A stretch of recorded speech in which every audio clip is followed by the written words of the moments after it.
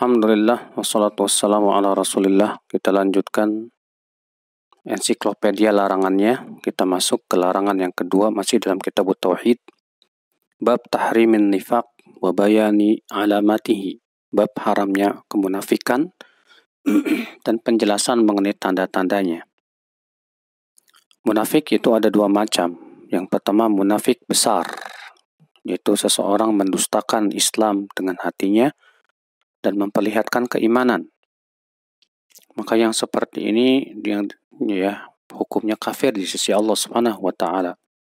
Allah mengancam mereka dengan firman-Nya. Allah berfirman, "Innal munafiqina fid darkil asfali minan nar." Sesungguhnya orang munafik itu berada di dalam keraknya api neraka yang paling bawah. Surat An-Nisa ayat 145. Yang kedua yaitu nifak asgor, nifak yang kecil. Yang disebut dengan nifak amal, yaitu perangai-perangai kemunafikan. Ya, di mana dia orang yang beriman, tapi ia jatuh kepada perangai-perangai kemunafikan.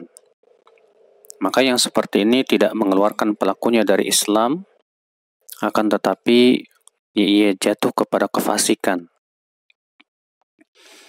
Allah Subhanahu wa taala di dalam Al-Qur'an menyebutkan tentang orang-orang munafikin dalam ayat-ayat yang banyak sekali. Dalam surat Al-Baqarah, An-Nisa, Taubah, dan yang lainnya.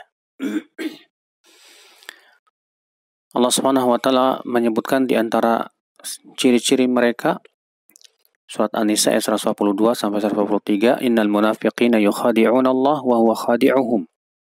Wa idza qamu ila sholati qamu kusala yura'una an-nas wa la yadhkuruna Allah illa qalila."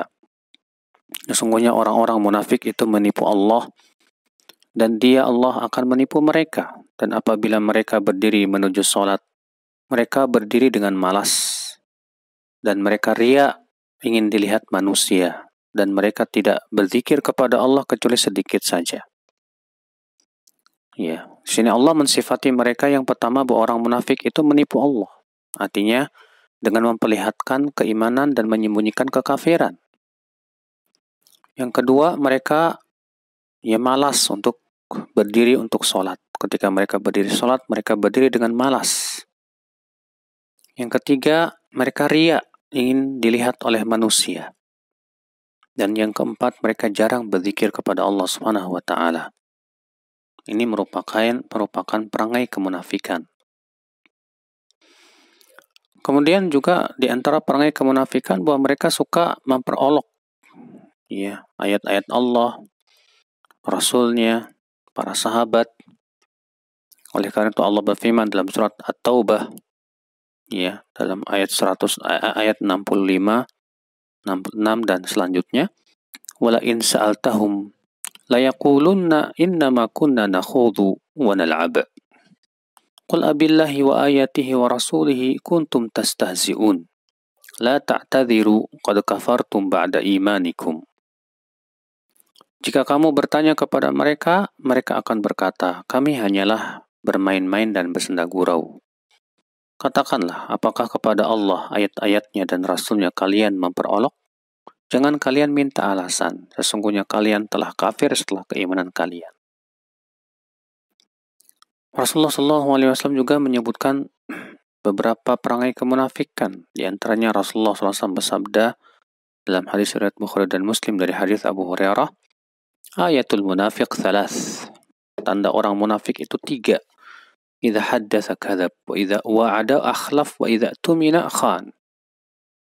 Yaitu apabila ia berbicara ia berdusta, apabila ia berjanji ia tidak menepati, dan apabila diberikan amanah dia berkhianat.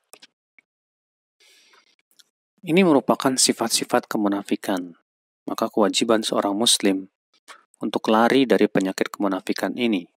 Muhammad bin Sirin berkata, "Aku mendapatkan 30 sahabat Nabi.